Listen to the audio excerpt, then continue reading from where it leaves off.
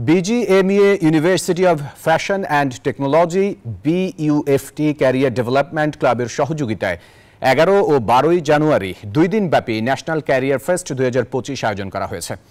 বিশ্ববিদ্যালয়ের স্থায়ী ক্যাম্পাসে এই আয়োজন করা হয়।